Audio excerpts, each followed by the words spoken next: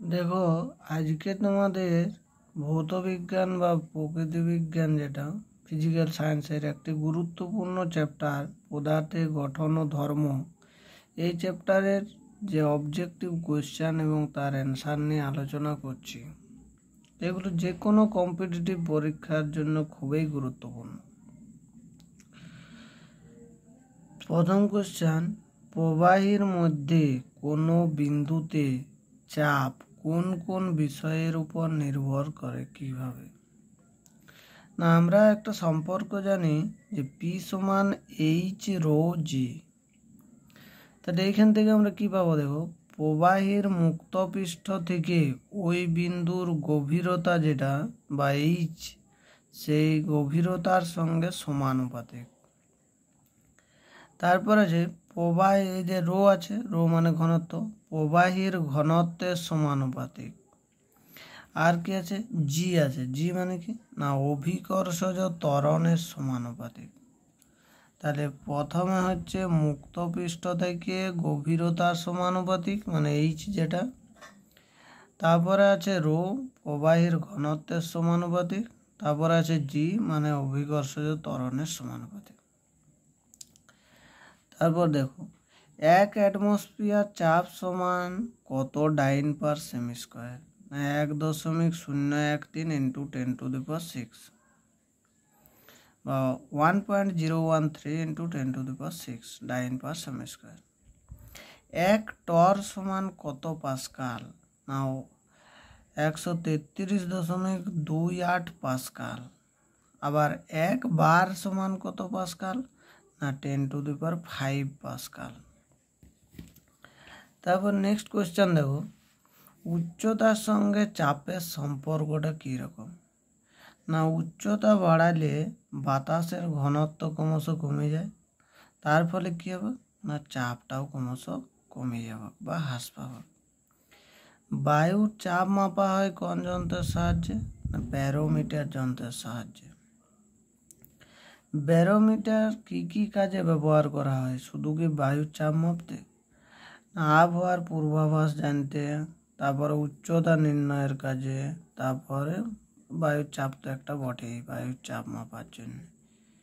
মোটামুটি আরও অনেক কাজে ব্যবহৃত হয়, এখানে 3টা কাজই ইম্পর্টেন্ট। নেক্সট দেখো, সাইফনের শর্ত কী? না, সাইফন ক্রিয়া কী শর্তে হবে? সাইফন ক্রিয়া শুধুমাত্র বায়ুপূর্ণ স্থানেই করা যায়, কিন্তু বায়ু শূন্য স্থানে সাইফন কাজ করবে না। যে পাত্র থেকে তরলটাকে স্থানান্তরিত করতে হবে, সেই পাত্রের তরলের তলের থেকে যে বড় বাহুটা, সাইফনের যেটা বড় বাহু, সেইটার প্রান্তটাকে নিচে থাকতে হবে। আর কি, ছোট বাহুর যেটা উচ্চতা, তরলকে বায়ুমণ্ডলীয় চাপে বা চাপ যে উচ্চতা পর্যন্ত তুলতে পারে, বায়ুমণ্ডলীয় চাপটা যেটা যে উচ্চতা পর্যন্ত তুলবে তরলটাকে, তার থেকে কম হতে হবে। এই 3টা শর্ত। এইগুলো অনেক সময় সে 2 নম্বরের যে কোয়েশ্চেন থাকে, অনেকগুলো অপশান ঠিক হয়, সেই রকম কোয়েশ্চেনের দলে থাকে। দেখবে, সাইফনের ব্যবহারিক প্রয়োগ কি? না, বড় বড় ট্যাঙ্ক বা ড্রাম থেকে কেরোসিন, ডিজেল, পেট্রোল এগুলোকে স্থানান্তরিত করতে কাজে লাগে বিশেষ করে।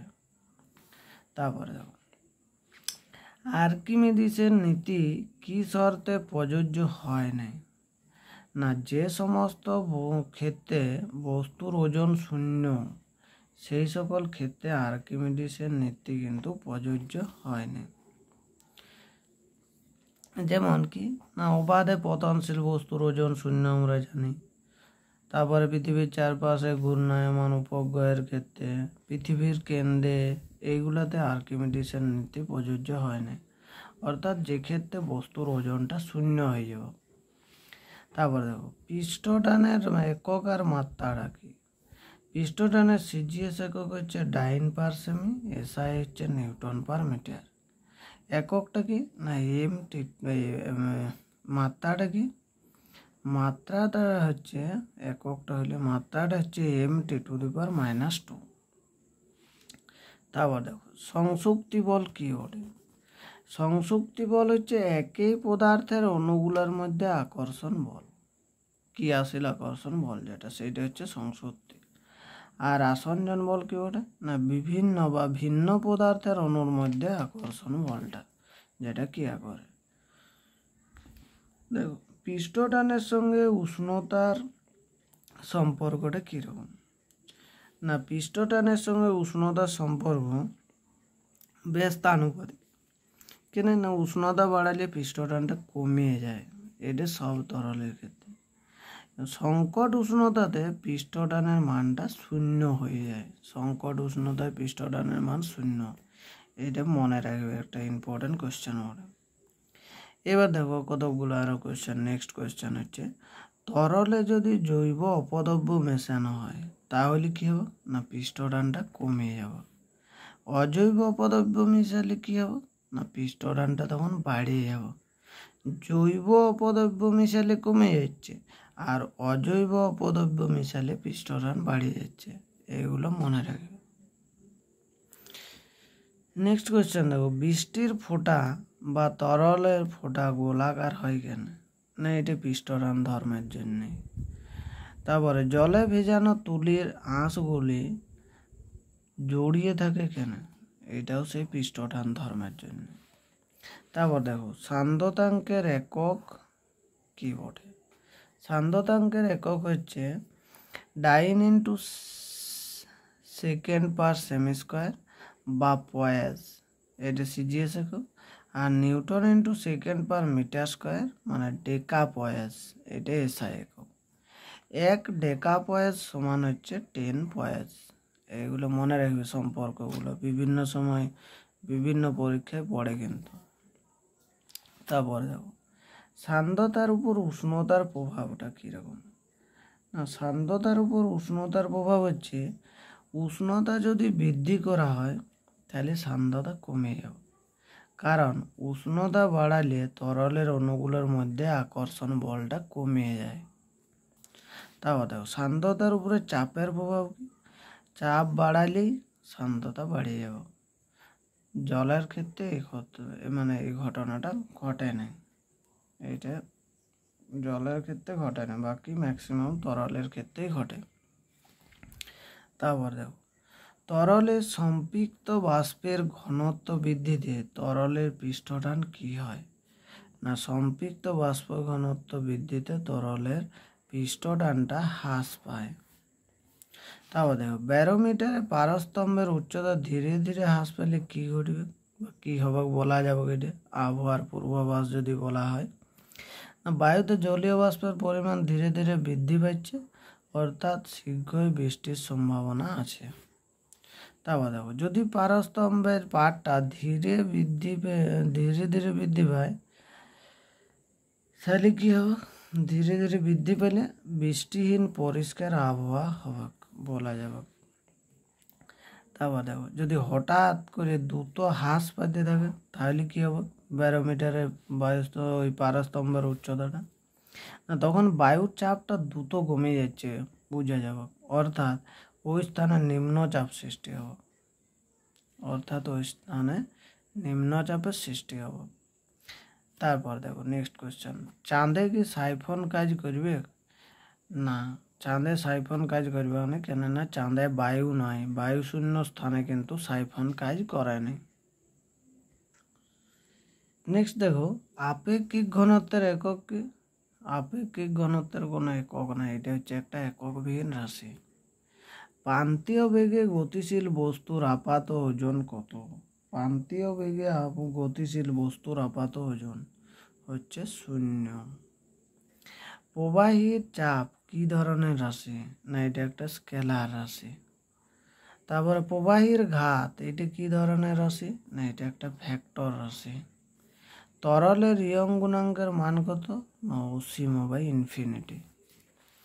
কৃত্রিম উপগ্রহে ও অবাধে পতনশীল বস্তুর ক্ষেত্রে কি আর্কিমিডিসের নীতি প্রযোজ্য হবে, না হবে না, কেন হবে না এরা ভারহীন বলে, তার জন্য আর্কিমিডিসের নীতি প্রযোজ্য হবে না।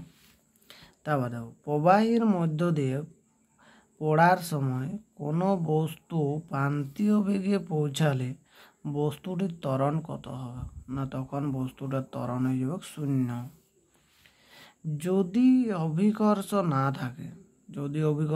থাকে তবে কোনো প্রবাহীর ক্ষেত্রে পৃষ্ঠটান, সান্দ্রতা, প্লবতা, স্থিতিস্থাপকতা, এই যে চারটে আছে, এই অপশানগুলোর মধ্যে কোন ধর্মটা থাকে না? এই অপশানগুলোর মধ্যে কোন ধর্মটা থাকবে না সান্দ্রতা ধর্মটা থাকবে না।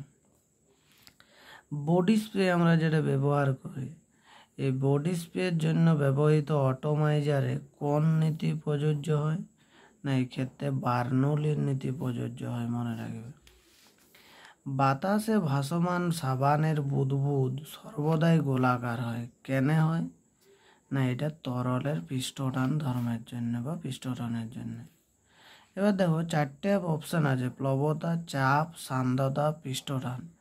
কোন রাশির মাত্রা ও পীড়নের মাত্রা একই? না চাপের মাত্রা আর পীড়নের মাত্রা হচ্ছে একই। ঘনত্ব ও আপেক্ষিক গুরুত্বের মধ্যে সম্পর্ক কি? না পদার্থের ঘনত্ব হচ্ছে ওই পদার্থের আপেক্ষিক গুরুত্ব গণিত 4 ডিগ্রি সেন্টিগ্রেড উষ্ণতার জলের ঘনত্ব। দেখো আপাতত এই পর্যন্ত রইল। নেক্সট ভিডিওতে আমরা নেক্সট চ্যাপ্টারের কোয়েশ্চেন এবং উত্তর নিয়ে আলোচনা করব।